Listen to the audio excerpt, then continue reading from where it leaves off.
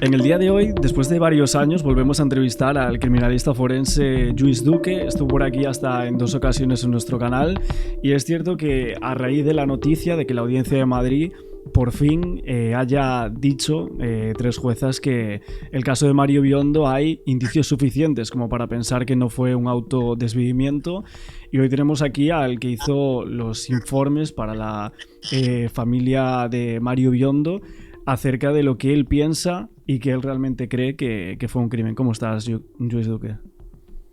Muy buenas, Martín. Pues oye, encantadísimo de estar otra vez contigo, que desde luego eres de los pocos en este país que prácticamente ha seguido la noticia, si no desde el principio, desde muy próximo al principio. O sea que, ya te digo, encantado de volver contigo, con tus seguidores y nada, a tu disposición para lo que quieras preguntar. Oye, para ti el caso de Mario tiene una documentación muy corta, o sea, como muy reducida en cuanto a las cosas que hay que analizar. Sí, sí, sí. Esto lo hemos comentado muchas veces. Además, además de los informes periciales, pues siempre que he tenido oportunidad, siempre que se me ha preguntado públicamente, pues lo he dicho. No es que lo diga yo, es decir, en España, en cualquier país, pero bueno, yo hablo de España, que es lo que conozco, cuando estamos ante una muerte violenta, pues digamos que el expediente judicial es bastante amplio, a pesar de que esta muerte violenta pues sea un simple accidente o sea, bueno, a todas luces desde el inicio, después de la investigación, pues que se llegue a la conclusión de que es un suicidio. Pero bueno, a pesar de ello, tanto por la documentación que expide la propia Policía Judicial en cuanto a la investigación del hecho, pues hombre, tenemos que pensar que hay unas diligencias policiales, hay un atestado, hay unos informes, hay unas actas, luego en el juzgado da origen a unas diligencias previas y entonces es un expediente que se va, digamos, para que lo entienda todo el mundo, se va engordando en cuanto a la documentación que se va aportando.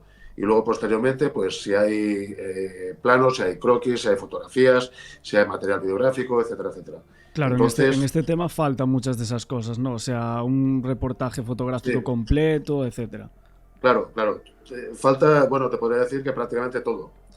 Prácticamente todo, por eso es un expediente que cuando me llega vía telemática al despacho, pues hombre, a simple vista lo que se observa es que hace daño a los ojos de que sea un expediente tan reducido. Esto en cuanto al volumen de papel, para que me entiendas. Pero luego si entramos en materia, pues entonces lo que se puede observar de este expediente es que esas diligencias básicas de investigación pues no existen, son inexistentes.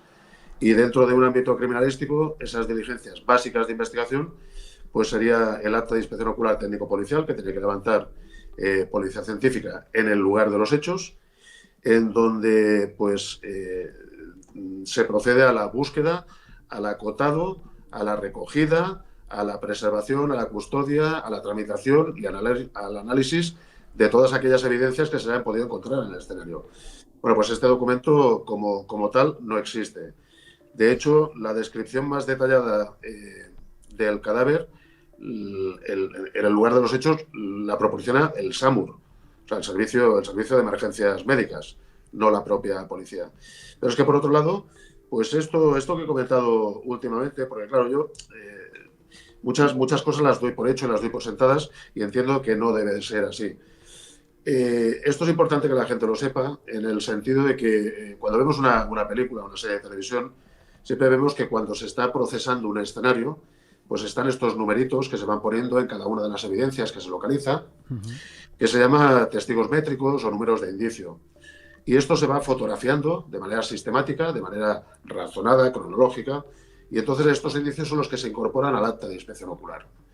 Bueno, pues en el caso de la investigación, por llamarlo de alguna manera, de la muerte de Mario Biondo, no existe ni un solo indicio, ni tan solo la pasmina que está en torno a su cuello. Por lo tanto, al no existir ningún indicio, pues no hay ningún estudio específico de ninguna de las evidencias que se haya podido localizar en ese escenario, que por otro lado, pues es exactamente ninguna evidencia. Es Tremendo. decir, en el supuesto de que hubiera sido un suicidio, es que tampoco hay ninguna evidencia de que lo hubiera sido. Oye, y tú al caso entraste en el año 2016, ¿no? Hay ya un informe tuyo publicado en alguna de tus redes sociales, luego hiciste Sí, varios más en 2018, 2019. sí, sí, sí. El primero es en 2016, Ahí no estabas que, contratado por la familia Biondo, ¿no? En ese momento. bueno, es un contrato, digamos, de buena fe, en el sentido de que yo me pongo a disposición de la familia.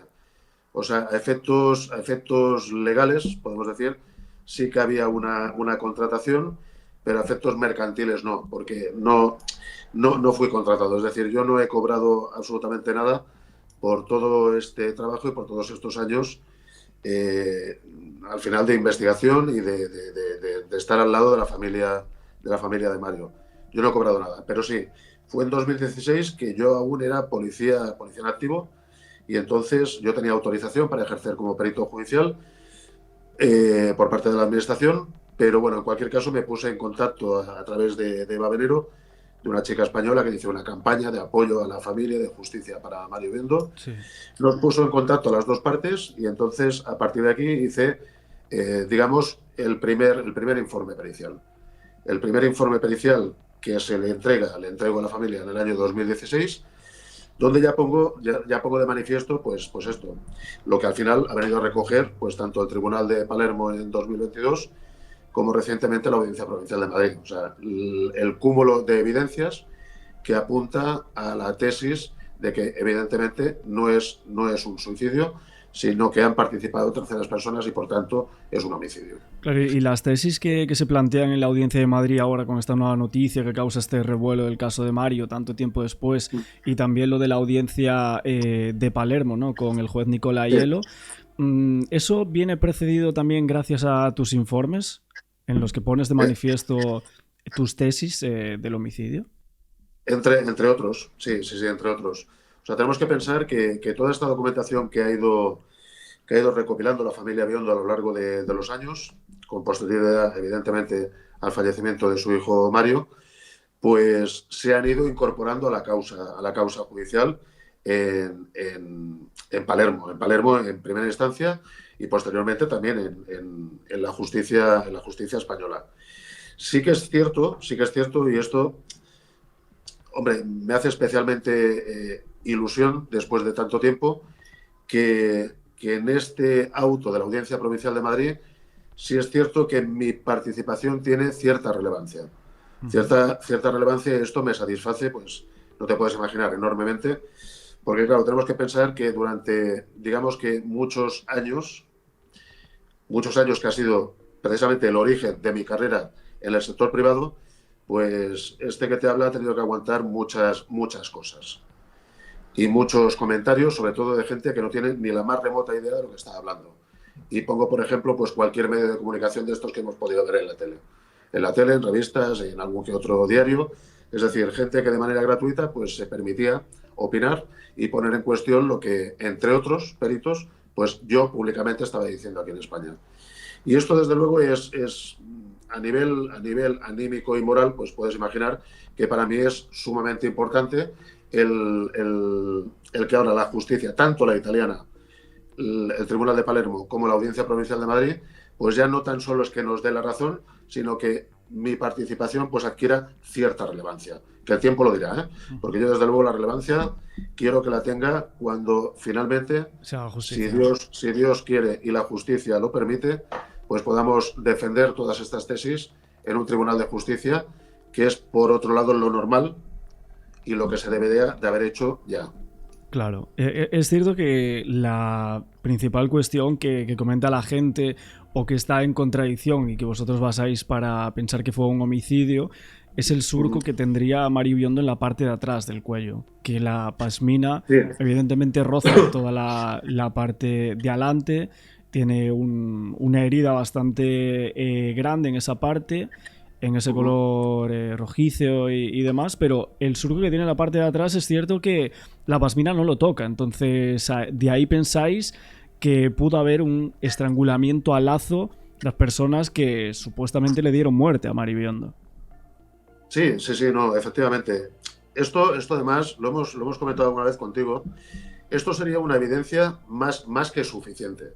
Más que suficiente porque también te he comentado alguna vez que antes, años atrás, que en términos históricos es antes de ayer, cualquier persona para tener conocimiento, pues aparte de ir a la universidad, tenía que tener acceso a una serie de fuentes fiables para poder adquirir ese conocimiento. Pero hoy en día, si tú le preguntas a ChatGPT cuál es el síndrome general de asfixia, o le preguntas a ChatGPT cuáles son las evidencias clásicas de un ahorcamiento, o cuáles son las evidencias clásicas de una estrangulación a lazo, pues hombre, la figura del médico forense y del criminalista forense, por la parte que me toca, pues pierde cierta relevancia, porque ese conocimiento que guardábamos celosamente, pues ahora está al alcance de cualquiera.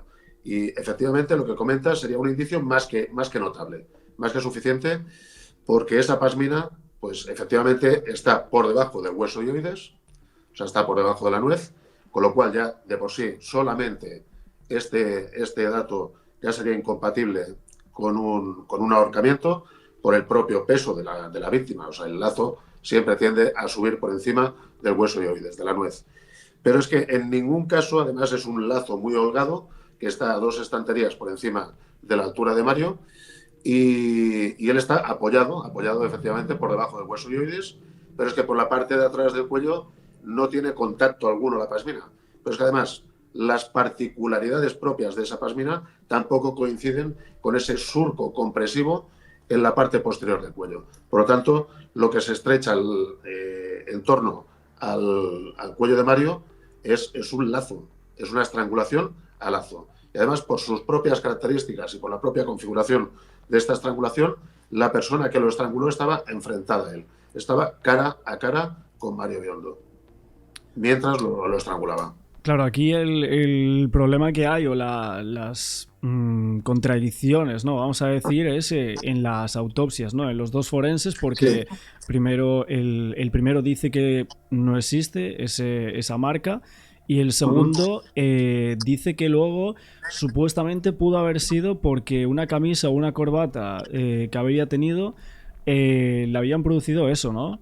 Lo que pasa es que Procasanti, si no me equivoco, dice que eso se produce después, que al principio Mario Biondo no tenía esa marca en el cuello. Bueno, mira, yo ahora puedes creerme, ya me conoces un poco, Martín, ya nos hemos visto, hemos pasado unas cuantas horas juntos, viéndonos las caras, y ahora estoy tremendamente satisfecho porque esto mismo, si te lo llego a decir hace pues, escasamente 3 meses, estaría sujeto a la especulación, a la opinión pública, ¿no?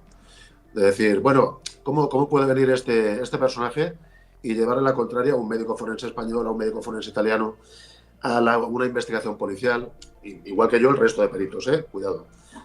Pero es que esto es algo que ya hemos superado. Esto ya hemos superado. Lo hemos superado porque tanto la sentencia del Tribunal de Palermo como el auto de la Audiencia Provincial de Madrid, pues hombre, nos está dando la razón. Y nos está dando la razón en todo lo aportado. Con lo cual, no nos está dando la razón a medias. De decir, no, mire, es que el señor Duque tiene razón en esto, pero aquí se equivoca, aquí también y aquí también. No. Está poniendo en valor el informe pericial, en este caso hablo por mí, el informe pericial que se ha entregado a la justicia, que es donde tiene que estar ese informe pericial. Por lo tanto, a mí, a estas alturas, y lo digo honestamente, no quiero que parezca esto una bravuconada, una chulería y mucho menos que en un tono despectivo. Pero si antes, y a ti te consta porque te lo he dicho en directo, me era exactamente igual lo que pudiera pensar, decir o hacer el médico forense español o el médico forense italiano, imagínate en estos momentos. O sea, en estos momentos es que no me merece el menor de los comentarios. Ahora bien, sí que te puedo decir, como bien sabes, que el médico forense español pues hizo una chapuza de autopsia. Esto se lo reconoce su propio colega Paolo Procaccianti, que es una chapuza de autopsia. O sea, se tendría que ya no querellar conmigo, sino querellar contra él también. Y entre otras, pues como también sabes, no abre las 3 cavidades y no practica la autopsia pues como buenamente la tiene que hacer. Y buenamente la tiene que hacer porque la obligación del médico forense es aplicar todo su conocimiento y todas sus técnicas, todas las técnicas que estén en su mano, para determinar cuál ha sido la causa de la muerte. Y esto no lo hace. Entre otras cosas, no le abre el cráneo y otras tantas evidencias. Por tanto, si el médico forense español no le abre el cráneo, o sea, imagínate a mí el respeto que me puede proporcionar su testimonio si dice que no había un surco en la parte posterior del cuello. Ninguno. Porque igual que no vio el hematoma sutural, pues ¿quién me dice a mí que ha visto el surco en la parte posterior del cuello? Lo que es incuestionable es que en Italia esas evidencias, con el paso del tiempo, fueron escasamente unos meses después, la exhumación en Italia, pues se hacen más evidentes. Piensa que el cadáver ha sido tratado y conservado para su traslado a Italia, entre otras cosas porque es obligatorio. O sea, un cadáver, para que pueda viajar, pues le tienen que hacer técnicas de tanatopraxia y se tiene que conservar. Pero esas evidencias se hacen más visibles. Se hacen más visibles tanto las evidencias cadavéricas como las marcas de presión, como en este caso, pues es este surco continuo en la parte posterior del cuello, que te puedo asegurar que nada tiene que ver con una corbata. En absoluto. A no ser de que la corbata pues tuviera cierta analogía o apariencia con un cable RGB, porque aparentemente sería compatible con este tipo de cables que tiene un extremo único y en el otro extremo se divide en tres. Porque tienen las tres marcas visibles en este lado del cuello. Si fuera una corbata, pues sería una única marca y desde luego, hombre, hasta donde yo sé, no es que haya llevado corbatas muchas veces en mi vida, pero alguna que otra, y digamos que la corbata no se anuda hasta el punto de dejarte una marca de presión en el cuello. Claro, el problema aquí es que esto no es que solo lo digamos nosotros, ¿no? Que estamos comentando sobre este tema y esa foto, ¿no? que aparece en los diarios italianos, por ejemplo, etcétera, sino que también en la querella que vosotros planteáis contra el señor Abenza Rojo, ahí los fiscales le preguntan si él no vio esa marca en el cuello de Mari Biondo y él asegura que no la vio. Claro, evidente. Es que imagínate que hubiera dicho ante el juzgado donde se está enjuiciando que sí que la vio y la obvió. La vio y la obvió. Claro, evidentemente es algo que nunca va a reconocer. Pero es que ni él ni nadie. De la misma manera que cuando Paolo Procaccianti, pues digamos que para desmentir lo que yo estaba afirmando, que lo que encuentra en el cerebro de Mario en Italia es un hematoma en el cerebro, un hematoma sutural, pues salió con la tesis de que no era un hematoma, sino que era una colonia de hongos. ¿Eh? Entonces, claro, esta colonia de hongos era, bueno, al parecer muy, muy, muy caprichosa, entre otras cosas porque era de un cuerpo del año 2002, no de 2013, que falleció Mario Biondo. Y eso se acredita con los metadatos de las fotografías que recoge el microscopio electrónico con el cual se analizan estas muestras. Los metadatos, todo coincide en fechas, oscila entre no me acuerdo ahora, te lo digo de memoria, entre una fecha y otra del año 2002. Es decir, son muestras que son de un cadáver que no proceden de Mario Biondo. Por lo tanto, pues igualmente era un hematoma en el cerebro. El por qué dice el señor Procaccianti que era una colonia de hongos, pues no tengo la menor idea, la verdad. Claro, a ver, lo que pasa aquí es que dijeron que supuestamente entraron a su despacho, hubo ahí un robo y que ahí a lo mejor pudo haberse producido ese cambio de muestras y tal. Y por eso sucede eso que me estás comentando, que realmente las muestras genéticas no eran compatibles con las de Mario Biondo, sino con alguien de un cuerpo del año 2002. 2002, sí. Pero ¿sabes qué te digo, Martín? Es que para esto hay que ser bastante pragmático. Yo empezaré a creer esa explicación del señor Procaccianti en el momento de que vea una denuncia como consecuencia de ese allanamiento en su despacho. Que por otro lado, hombre, las muestras no se conservan en un cajón de la mesa del médico forense. Las muestras están en el laboratorio analítico y el laboratorio analítico tiene que tener todos los requisitos exigibles y las acreditaciones que se le solicitan tanto de la EMSI, la Red de Laboratorios Forenses Sí. de la Unión Europea, como las acreditaciones internacionales, que creo recordar que es la norma 17.025. Y entre otras cosas, pues hombre, hay una serie de requisitos de calidad, de custodia, de metrología, de comprobaciones, de capacitación del personal. O sea, digamos que no es como cuando se creó Windows, ¿no? En el garaje de una casa, sino hablamos de un laboratorio público, oficial, y ya te digo, al menos hasta donde yo sé, tampoco existe una denuncia por parte del señor Procachanti ni por parte de nadie diciendo de que hayan entrado en su despacho, en el laboratorio, o se hayan manipulado las muestras. En cualquier caso, te vuelvo a repetir, o sea, todo esto que estamos hablando está acreditado y fotografiado en el informe pericial y se puso a disposición del Tribunal de Palermo, que es el que ha dictado esta sentencia ratificada por la Audiencia Provincial de Madrid. Es que no me quiero hacer pesado, pero es importante recordarlo, porque hasta ahora era mi palabra y eran lo que podía ser para muchos meras especulaciones, pero es que ahora la justicia ya tiene conocimiento de todo esto y nos está dando la razón.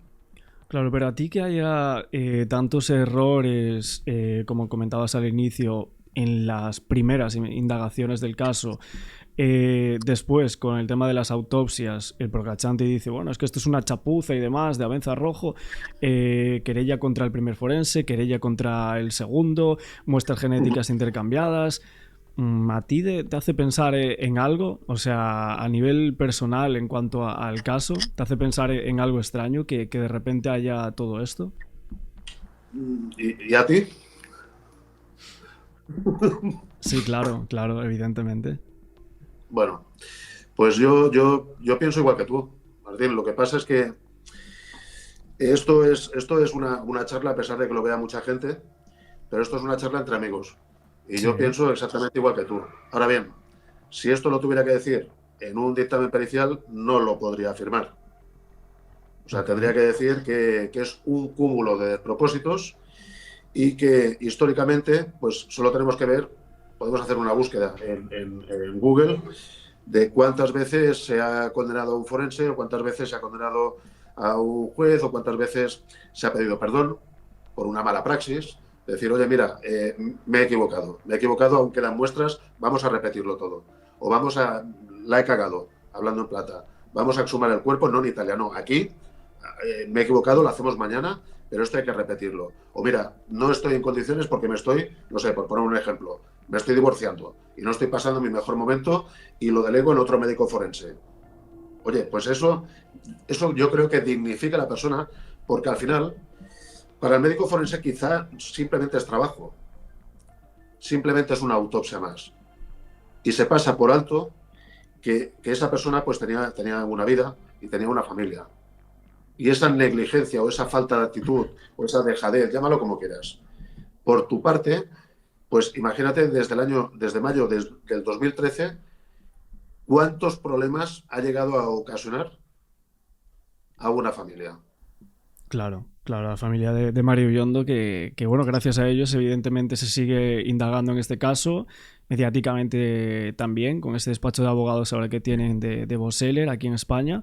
Pero ¿tú crees que el principal problema de este tema, sobre todo al inicio, fue que el forense vio la escena disfrazada, por así decirlo, ¿no? Entre comillas, y partió de una idea preliminar de lo que había sucedido y ahí se cerró prácticamente el caso, ¿no? Por esa puesta en escena, ¿no? Sí, sí, sí.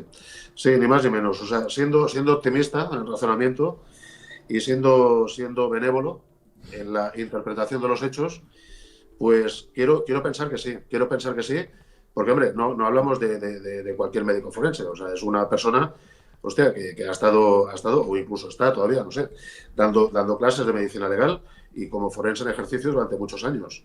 Entonces, quiero pensar que no fue su mejor día y una determinada escenificación en un momento determinado de la madrugada, bueno, pues no sé, quizá condicionado por algún policía o condicionado, no lo sé porque eso es no me puedo meter en la Puede cabeza. ser personas que llegaron allí, no sé, de conocidos del entorno también de Maribiondo, que estaban por ahí hablando, diciendo algo, no sé.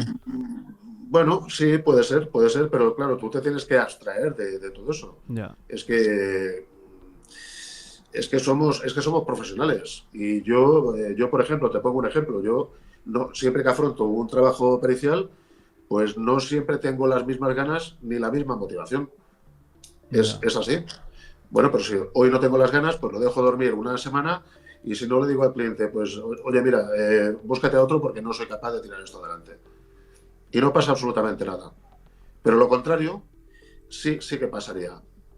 Es A decir, ver, hacerlo a desgana o hacerlo mal, o decirle al cliente lo que quiere oír, sí.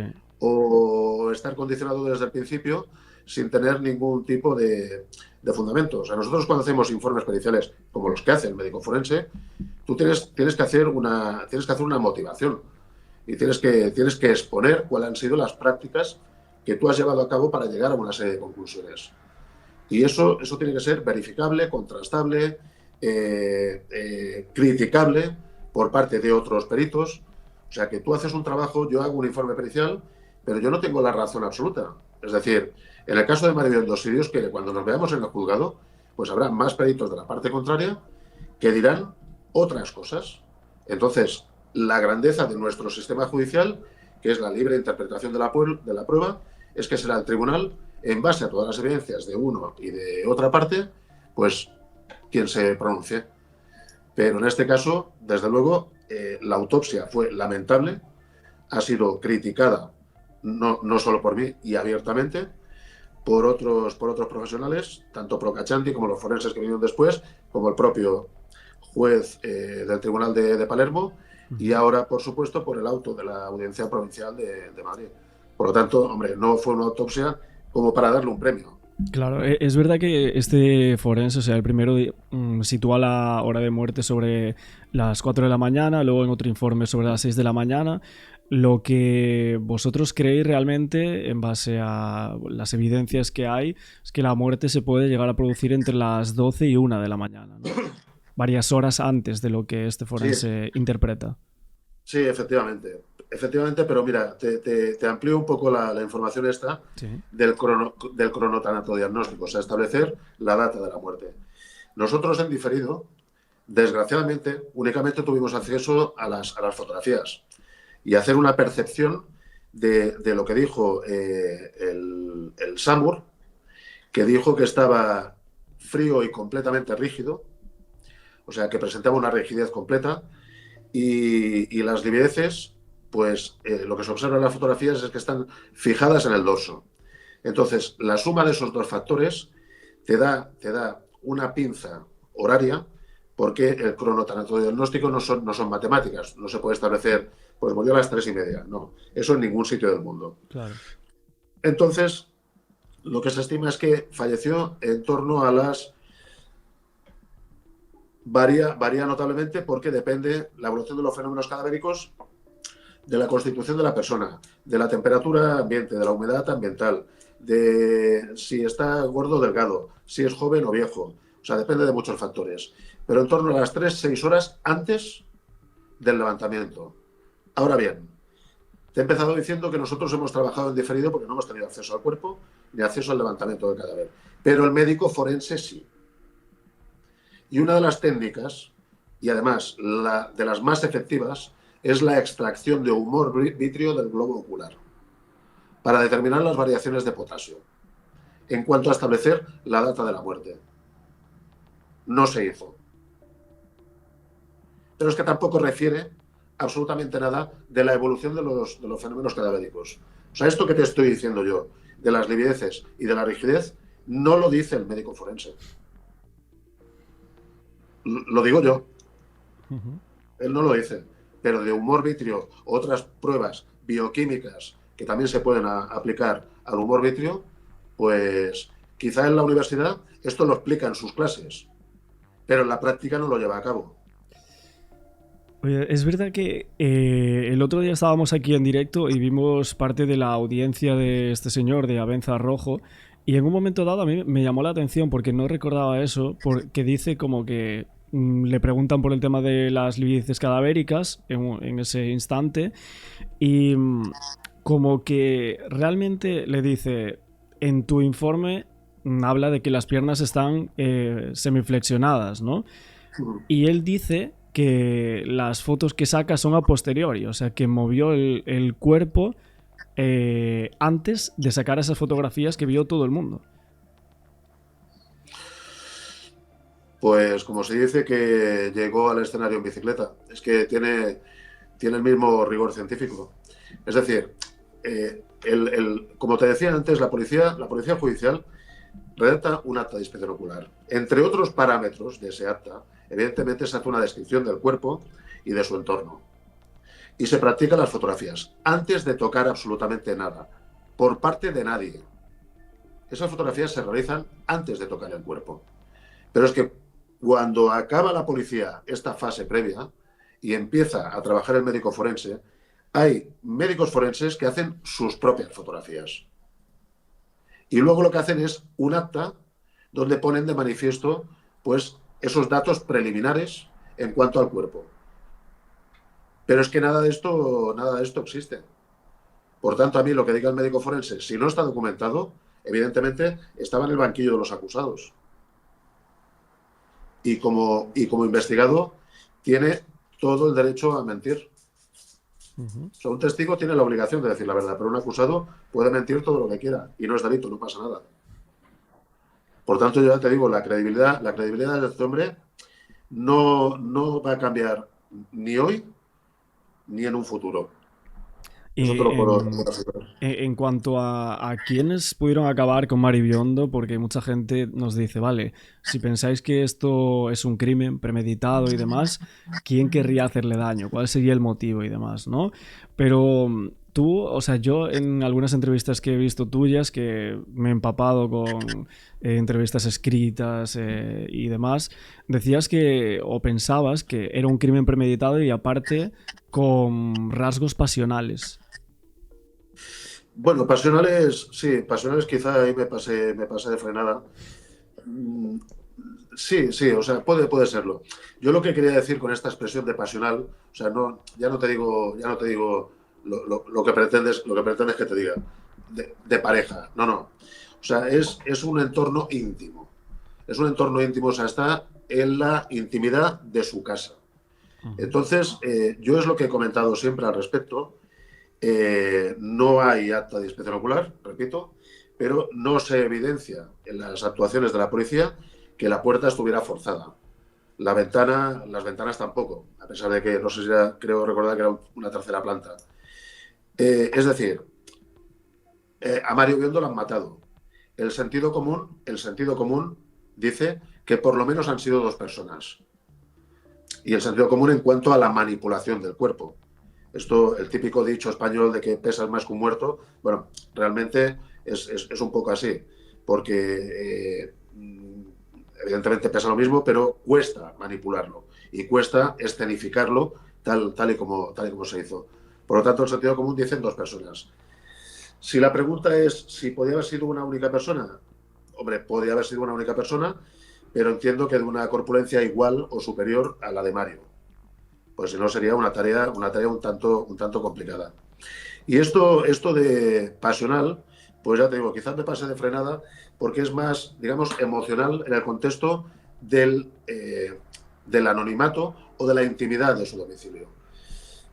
Yo hablo de mí. Yo, sinceramente, no es que sea una persona antisocial, pero a mi casa no entra todo el mundo. O sea, yo sé las llaves que hay de la puerta de mi casa.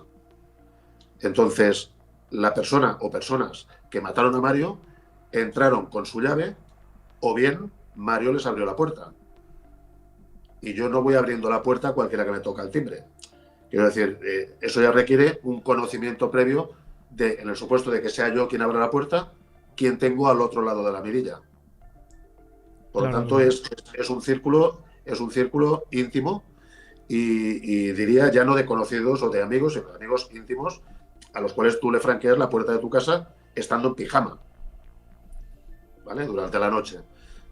Esto es lo que quería explicar con esta apreciación de pasional.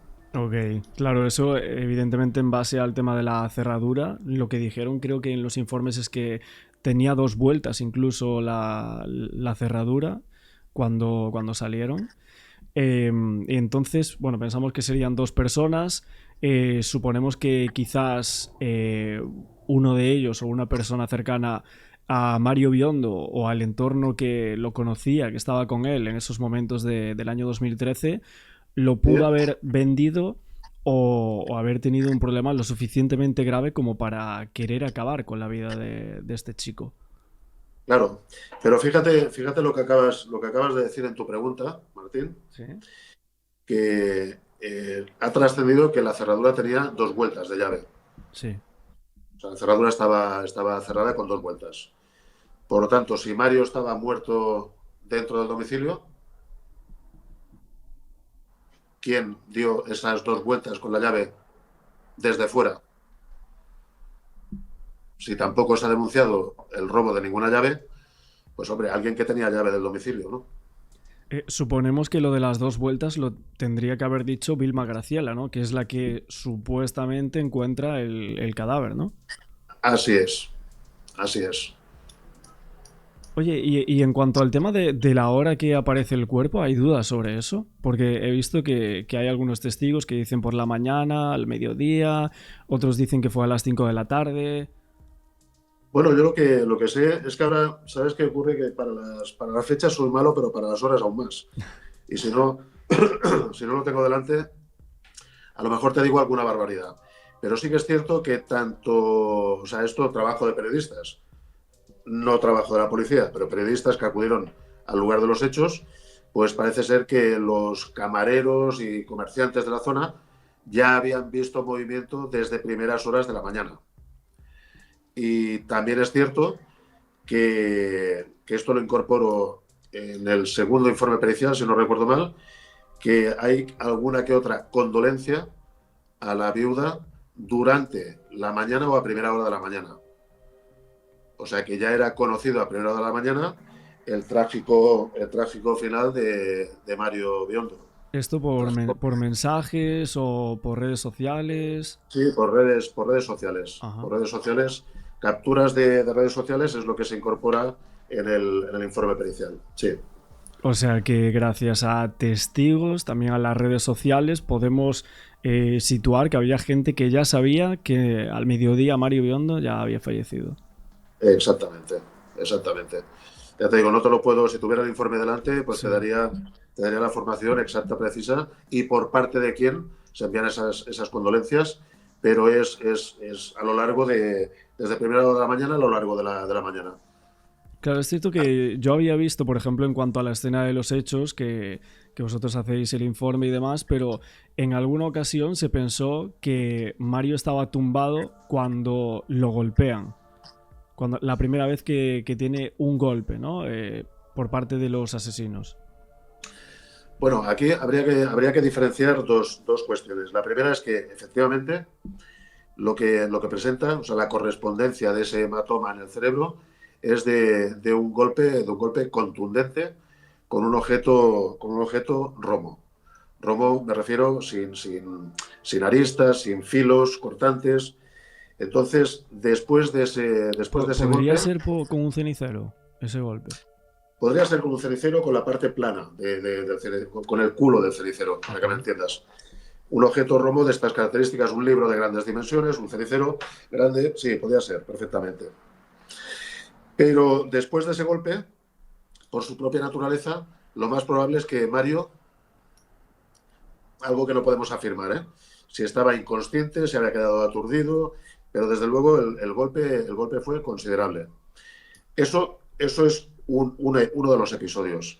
Y el episodio de estar tumbado, esto se deriva de la presencia de la fijación de las livideces cadavéricas en el dorso del cuerpo. Entonces tenemos que pensar que desde el momento del fallecimiento de cualquier persona, pues las livideces, es decir, la sangre, se deposita en las partes declives del cuerpo. ¿Vale? Entonces, hasta que se llegan a fijar, tiene que transcurrir un tiempo que ese tiempo lo llamamos el tiempo de transposición de las livideces. ¿Vale? ¿Qué implica esto? Que si yo, por ejemplo, fallezco en decúbito supino mirando hacia arriba, pues la sangre se me va a empezar a acumular en la espalda, en el dorso, y en los glúteos, en las piernas, por la parte de atrás y demás. Pero si mueven mi cuerpo antes de que se lleguen a fijar y me dejan en decúbito prono, o sea, boca abajo, voy a tener livideces en partes antagónicas del cuerpo. O sea, eso es significativo y eso nos indicaría que el cuerpo se ha movido.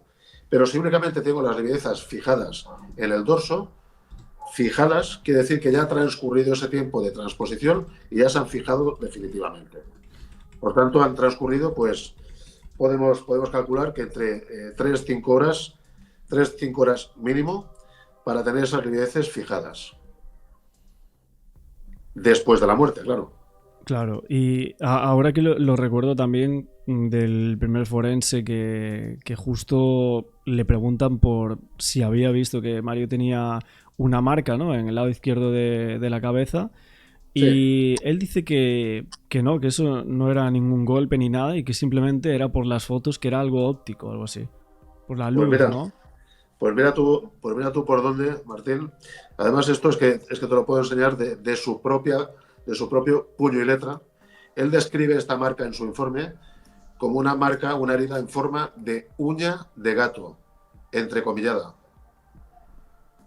Eso en su propio informe.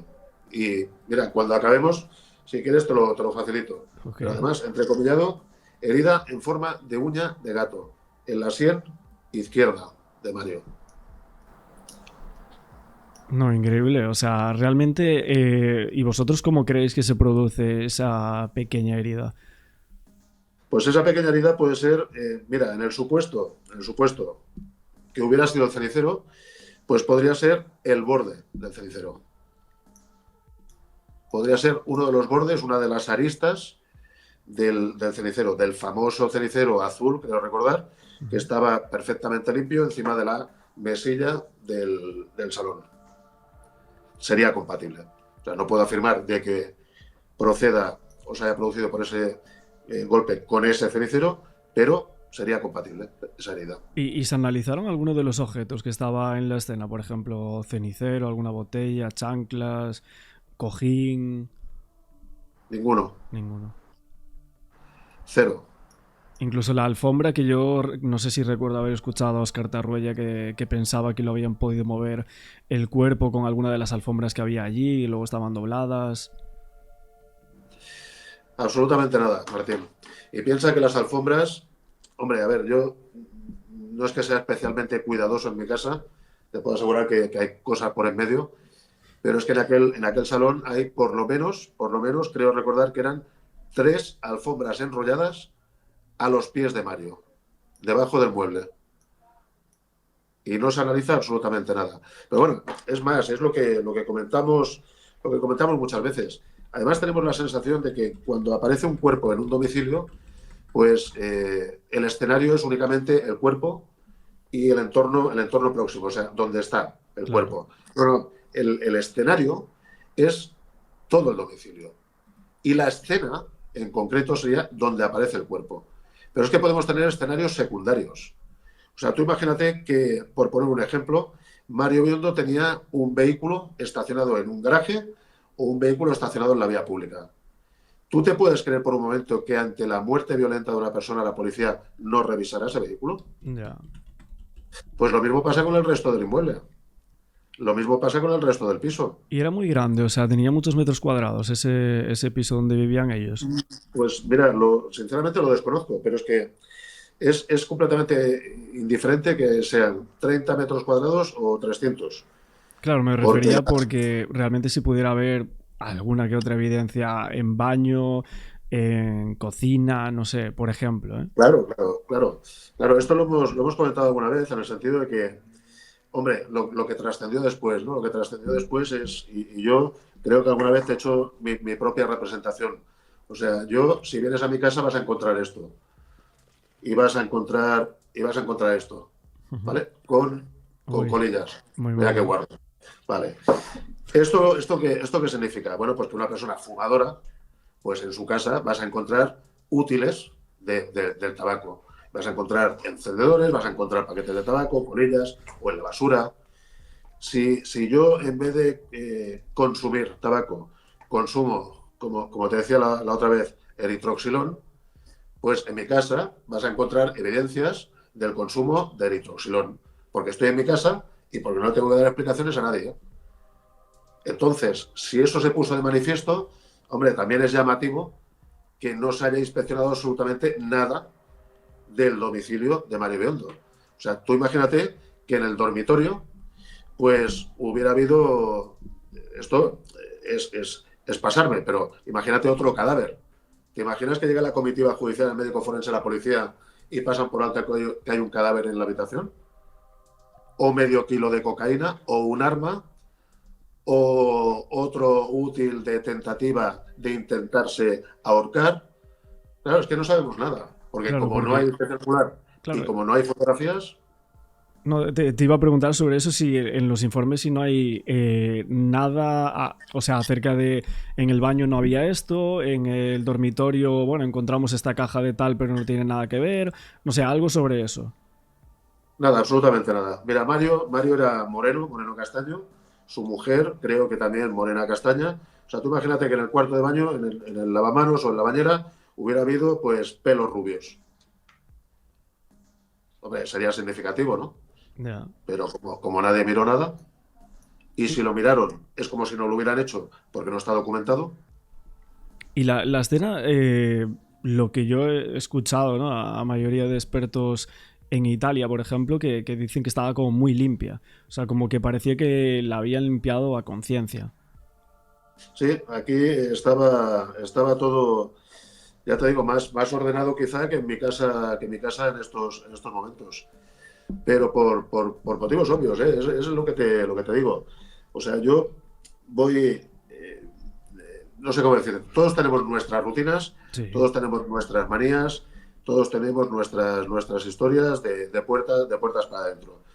Pero una persona que está solo en casa, que estás o acabas de consultar el ordenador, que has estado charlando por Messenger y demás con tus hermanos, que eres fumador, pues lo más normal sería encontrar colillas en ese cenicero.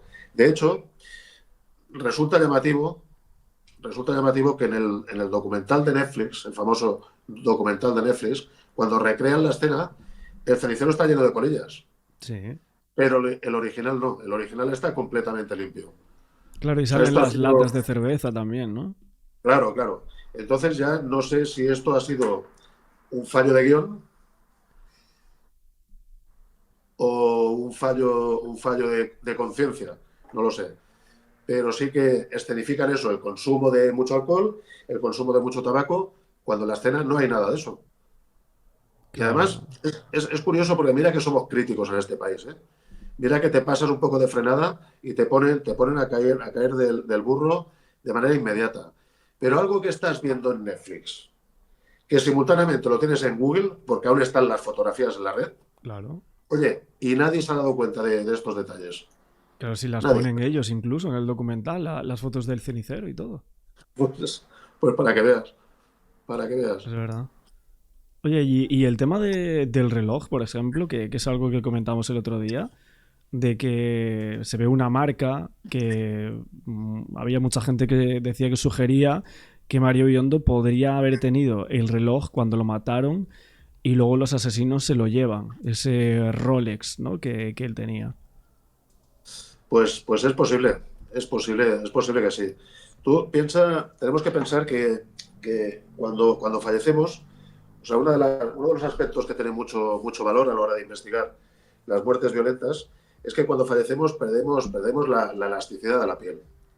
Entonces, si una persona fallece tocando o apoyado en un borde, en un filo, en el canto de una mesa, de una silla, con un bolígrafo debajo del brazo. O sea, cuando se retira el brazo, permanece la marca. La piel no vuelve a su posición original. Sí, Esta pérdida de elasticidad, de retroactividad de la piel, cuando fallecemos se pierde. Por tanto, las marcas se hacen más evidentes. Es decir, si la persona tenía un reloj, que muchas veces yo, por ejemplo, si me quito el reloj, pues muchas veces me queda la marca de llevarlo todo el día, ¿no? sí. Claro, esto en un cadáver la marca va a quedar de manera permanente. Y lo que sí que es cierto es que se percibe esa marca y lo que no se encuentra es el reloj.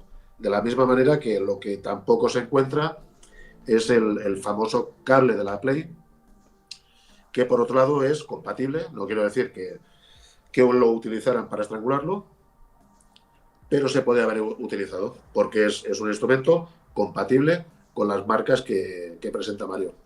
Y en labios, por ejemplo, Mario presentaba algún tipo de abrasión, alguna lesión. Por ejemplo, recuerdo que los brazos no había fotografías concretas de manos, de brazos, o sea, de plano retrato, por ejemplo.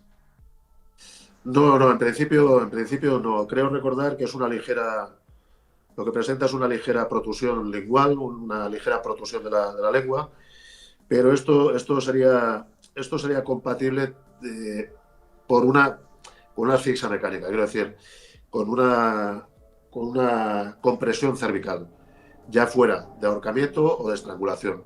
Por lo tanto, no es relevante como diagnóstico diferencial, tampoco. Oye, ¿y puede Y, ser una cosa que estuve pensando? Si realmente los que quería matar a Mario Biondo no lo remataron y luego lo colocaron en esa posición y ya él fallece solo, ¿eso realmente pudo ser? no, no, no. No. No puedo ser porque, en primer lugar, difícilmente, si no presentara rigidez cadavérica cuando se coloca en esa posición, difícilmente se hubiera aguantado, porque hubiera caído hacia atrás. Pero es que, por otro lado, la presión se tiene que ejercer de tal manera que no nos llegue el oxígeno al cerebro, no solamente con la presión sobre la tráquea, sino tiene que ser una presión uniforme para que no tenga riego sanguíneo hacia el cerebro y por tanto no nos llegue oxígeno. Y si hubiera sido así en esa posición, pues es lo que se pone de manifiesto también en el informe, que en la segunda fase de la anoxia, pues hubiera tenido la fase convulsiva y esas convulsiones hubieran delatado la muerte en ese punto en concreto, por haber tirado figuritas, marcos de fotos, libros y demás que estaban en las estanterías de donde estaba suspendido. Y allí estaba Pero, todo perfecto.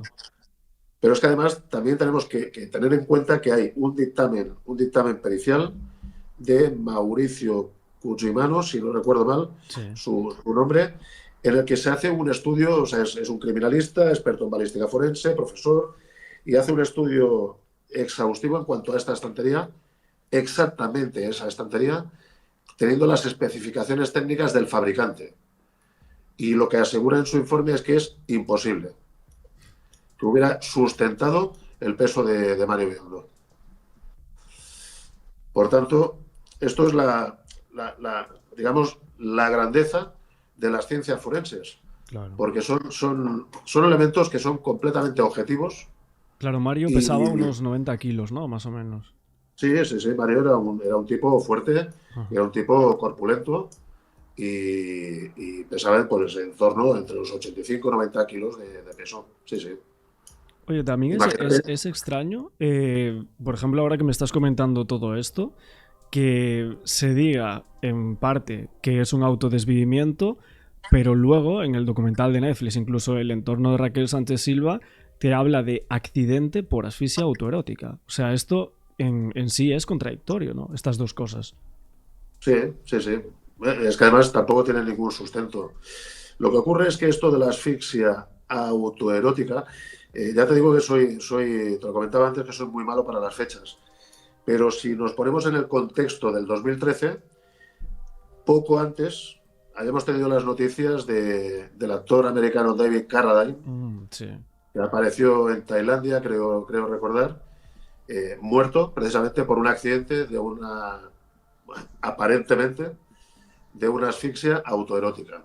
Entonces digamos que estaba en el conocimiento colectivo en ese momento.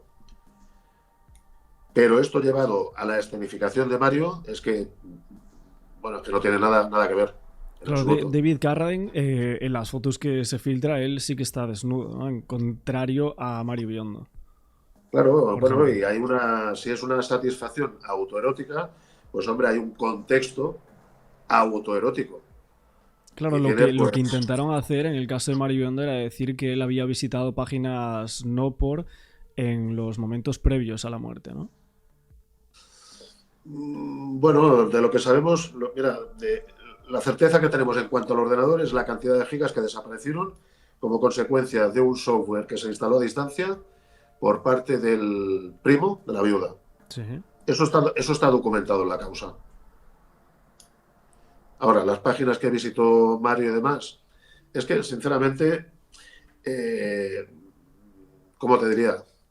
Yo soy mucho de mirar bricolaje y en canales de YouTube, ¿sabes? De cómo se hacen las cosas, pero ¿quién puede decir que no ha visto porno en el ordenador o en el teléfono? No por, perdón. Pues hombre, yo creo que más de uno, más de 100 y más de 1000, ¿no? Pero, ¿qué relación puede tener esto con con el asesinato de Mario? Pues ninguno, ninguno. Es como en el supuesto, lo que habíamos comentado en la otra ocasión, ¿no? En el supuesto de que hubiera sido adicto al eritroxilón. ¿Y qué? Que no es el caso. Bueno, ya Esa noche Mario Biondo consume. no, no, no, en absoluto. En absoluto. El resultado era. Sí que hay un metabolito, bencidegonina, en fin, no me acuerdo nunca cómo se llama, pero este metabolito es constitutivo, o sea, siempre que se localice es que se ha metabolizado, ¿vale? O sea, no puedes tener el metabolito si no lo has consumido. Pero es que es una cantidad insignificante, insignificante. Esto lo comentaba el otro día, me hizo una entrevista el criminólogo Félix Ríos y hablamos del tema también por esta pasión profesional, ¿no? Y es lo que le dije, digo, mira, digo, es que yo temas de drogas, precisamente, nos entran muchísimos en el despacho y tengo acceso a muchísimos informes de toxicología, del Instituto Nacional de Toxicología, de los servicios de análisis de las subdelegaciones de gobierno, y lo que tenía Mario era insignificante. 0,01 o algo así por el estilo, que puede ser debido no a un consumo, sino a una exposición. Bien sea en un ambiente donde esté en suspensión este polvo, o bien por contacto, incluso con el pasamanos de la escalera, para que me entiendas. Si te lo llevas a alguna mucosa, que tampoco tiene por qué ser precisamente a la boca o a la nariz. Mira, de una manera gráfica para que todo el mundo nos entienda. Abres la puerta de un baño público y vas a hacer pipí. Si te tocas una mucosa, puedes asimilar ese residuo que has cogido del pomo de la puerta. Claro, el problema es que Procachanti en su informe dice que Mario Biondo se autodesvive también por que supuestamente había un contexto en el cual él consume alcohol y esa sustancia, ¿no? La coca.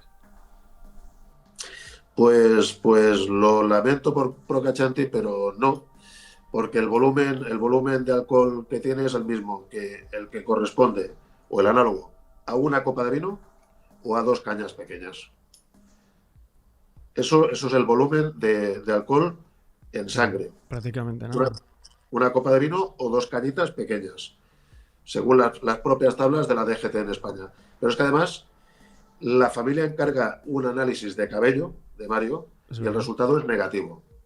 Que con la melena que tenía Mario, ya no tan solo si hubiera tenido un consumo recreativo esporádico, o sea, de una vez cada 6 meses, a tenor de un centímetro por mes de cabello, hubiéramos sabido la cronología de consumo. Pero es que sale negativo, negativo, o sea, no hay consumo. Oye, y las personas que entran al piso de Mario Biondo supuestamente para darle muerte a este, ¿crees que entran sobre las 11 de la noche, más o menos, de ese día? Pues, pues es probable, entre 11 y 12 de la noche, 11 12 de la noche, si tenemos en cuenta la evolución de los fenómenos cadavéricos, es posible. Sí, sí, es posible. Y luego Sería, toda la escena que luego hacen, porque dicen que él saca dinero, creo que dicen que saca 110 euros de un cajero. ¿Eso crees que lo hizo Mario o que pudo haber sido alguna de estas personas? Pues mira, es una gran pregunta porque todo el pasaje del cajero, del prostíbulo, de no sé qué, de no sé cuántos, esto se filtró un documento que pretendía dar la apariencia de un documento oficial, que no lo era, o sea, no era un informe de la policía, ni era ningún informe oficial que se haya incorporado al expediente judicial, porque no lo está, es decir, no existe, no existe. Por lo tanto, aquí lo que se pone de evidencia es que aquí se ha mezclado la escasa información oficial que había, la escasa investigación o nula que se ha hecho, con los comentarios y con los bulos que ha ido soltando la gente a su libre interpretación. Y lo que ha pasado al final es que ha tenido quizá más peso esos bulos que han ido quedando, han hecho pozo, y es lo que se ha ido repitiendo en todos los programas, lo que si Mario consumía, bebía, que estuvo en un prostíbulo, que había testigos, ¿no? Como dicen en el documental de Netflix, que con la voz distorsionada, la cara tapada. ¿Quiénes son esos testigos? Claro, Porque no porque existen. esa gente no testifica, o sea, Que no existen. Es que, Martín, te lo digo tal cual y con todas estas palabras. No existen esos testigos. Ni Mario va a un prostíbulo. porque realmente, si eso fuera cierto, que por lo que tú me estás diciendo no, esa gente lo que pediría a la familia es testifica. Si tú has visto a Mario a estas horas, es un punto muy importante. O sea, en una muerte, Por una supuesto, investigación de una muerte, si has visto algo, si has escuchado algo en relación a eso, ¿cómo por puede ser supuesto. que no hayan dicho nada, no hayan testificado y no exista ese testimonio? Solo Claro, en un documental. pero te voy a decir más. O sea, imaginemos que la productora está, bueno, no te sale a decir si fantasma o finalmente es igual. Quien tomara las decisiones para este documental de Netflix, habría que recordarle que si realmente, que sí, que tenemos el secreto profesional, no en la prensa, pero hombre, si ellos han dado realmente con dos testigos presenciales de alguna de las actividades de Mario Biondo durante esa noche, pues habría que recordarle a esas personas que tienen la obligación legal de declarar. Ya no te digo ética o moral, sino la obligación legal de declarar y de poner en conocimiento de la policía y del juzgado qué es lo que saben respecto a Mario esa noche.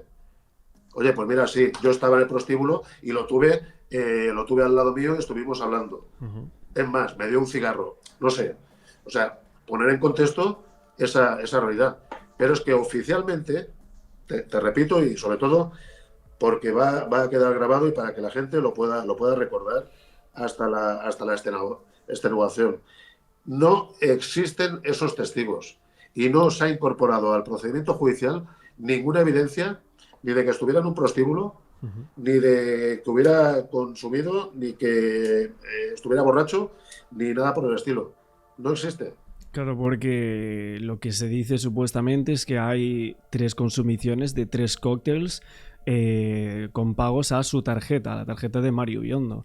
¿Crees si esto pudiese llegar a ser cierto, que hay estas consumiciones pagadas con su tarjeta, puede llegar a ser que entre los dos asesinos que tú me estás diciendo luego hicieron una escenificación para llegar a pensar que Mario Biondo esa noche había consumido no por sustancias, luego ha ido a este club, etcétera, y uno se queda limpiando la escena y preparando, mientras que el otro se va a este lugar para seguir dando contexto a todo el caso. No, pero piensa, yo, al menos por la experiencia que tengo, Martín, primero en la policía y luego en el sector privado, generalmente siempre es lo más sencillo. Lo más sencillo es que, vamos a ver, en este caso es que era una persona famosa, vale, estamos de acuerdo, pero esta persona famosa, pues se le tomó declaración 2 veces. Hablo en España, ya no hablo de la comisión rogatoria, que el interrogatorio fue suave bajo mi punto de vista. Pero en España, si esta persona, la viuda, pues, oye, mira los movimientos, dando por sentado y dando por hecho que ella tenía acceso a los movimientos de su marido, porque no todas las parejas comparten cuenta corriente. Habría que saberlo, ¿no? Sí, hombre, más que nada porque si yo me voy a ir a un prostíbulo, aunque no vaya a poner el nombre del prostíbulo, que esa es otra curiosidad que también hay que tener en cuenta, o sea, un prostíbulo jamás va a emitir un ticket del datáfono que ponga prostíbulo Margarita, sino que será a nombre de una gasolinera, de una ferretería o de una pescadería, Bueno, y pero no va a pagarías con poner efectivo, prostíbulo. ¿no? En todo caso. Claro, pero es que en el supuesto de que esto fuera cierto y yo comparto cuenta corriente con mi esposa, pues imagínate si le tengo que explicar que estoy comprando pescado a las 3 de la mañana, por decir algo, o a las 12 de la noche. Dirá, hombre, pues no me lo creo. Pero es que si no comparto cuenta con ella, no sé si va a tener acceso a mis movimientos. Pero imagínate que llega al buzón, el extracto, y 15 días después tengo acceso a los movimientos. Lo que me parece razonable es que estos movimientos, pues la viuda los traslade a la policía. De decir, mira, me acaba de llegar esto y me he enterado de esto. De esta noche precisamente, que es cuando murió Mario. Pero es que eso tampoco pasa. Es que eso tampoco pasa. Es que no tenemos esos movimientos. Eso han sido declaraciones, pero que en ningún caso están documentadas. ¿Y hay fotos o algo, por ejemplo, de cuando él va a sacar dinero de las inmediaciones de la casa? ¿Alguna cámara de seguridad aledaña al domicilio? Nada. No, cero. No, no, ya te digo, es que no hay absolutamente ninguna evidencia de todo esto. O sea, ahora que todo el mundo conoce la palabra bulo, pues es un bulo, pero como un camión, porque no tiene sustento ninguno. Pero aún hoy en día piensa que todo esto viene de 2013, estamos en 2025 y aún estamos hablando de esto. Ya. Cuando es, Y. cuando es, y perdona, y es que quede claro, cuando es mentira. Sí, sí. Y lo de la actividad de Mario Biondo, que dicen que es después de la muerte, ¿no? Que supuestamente hay ahí una actividad en su portátil, ¿no? En su ordenador y también en su teléfono móvil. Eh, Eso se sugiere que eran las personas que al parecer lo mataron. Bueno, aquí lo que hay es una actividad. Efectivamente, hay un dictamen pericial que se ha incorporado a la causa, pues ya estaba integrado en la causa de Palermo, donde hay un dictamen pericial a instancias precisamente del Tribunal de Palermo. Y lo que se pone de manifiesto es que efectivamente hay se instala un software a distancia en el Mac de Mario y que se accede a una serie de información indeterminada con un montante de no sé cuántos, ahora no lo recuerdo de memoria, pero de muchos gigas de información. Un tera era. Sí. Claro, pero yo, Esto yo, yo me refería al instante de la muerte. O sea, en la madrugada hay como unos movimientos, ¿no? En los aparatos electrónicos de Maribiondo. hay algún movimiento, lo que pasa es que es algo que como yo no he llevado, tampoco te podría precisar. Pero Ok. sí me consta que hay movimientos, sí. Claro, Como si se estuviera buscando algo, sí. y lo que dijeron incluso es que habría algunos otros dispositivos que luego no quedan en la casa que se registran automáticamente a la Wi-Fi del domicilio de Raquel Sánchez Silva y de Maribiondo. Sí, sí, lo que pasa es que esto yo me desentendí bastante después de que apareciera la empresa esta famosa que M-Team. iba a recuperar las IPs y no sé cuánto. O sea, una investigación de estas ya no tecnológica, sino de ciencia ficción. Que ya se lo comenté yo a la familia, les dije cuál era mi impresión respecto a esta empresa. Y hombre, al menos por los estándares que tenemos en España y viniendo de investigación, más o menos sabía el tiempo que las compañías tienen la obligación de guardar esta información y demás, y yo lo veía un tanto complicado. Por eso es un tema que yo de IPs, en este caso en concreto de tecnología, me desvinculé completamente. Ok. Ujú.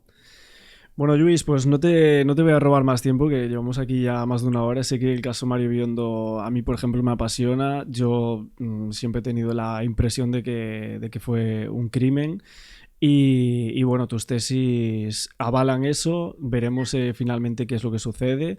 Como última pregunta, te quería preguntar si realmente crees que Mario Biondo va a tener justicia algún día, después de más de una década que haya fallecido este chico y que su familia quiera buscar o quiera saber quiénes han sido los asesinos. Pues mira, te avanzo, Martín, que he sido bastante prudente siempre. Ha habido momentos en que no confiaba en absoluto, pero hoy y en estos momentos, con la información que tengo, con la que te he dicho y con la que no te puedo decir, creo que así va a ser. Y creo que vamos a tener un juicio. Y creo que vamos a tener a personas investigadas en España por la muerte de Mario Biondo. Ok, muchas gracias, Luis. Un abrazo. Un placer, Martín.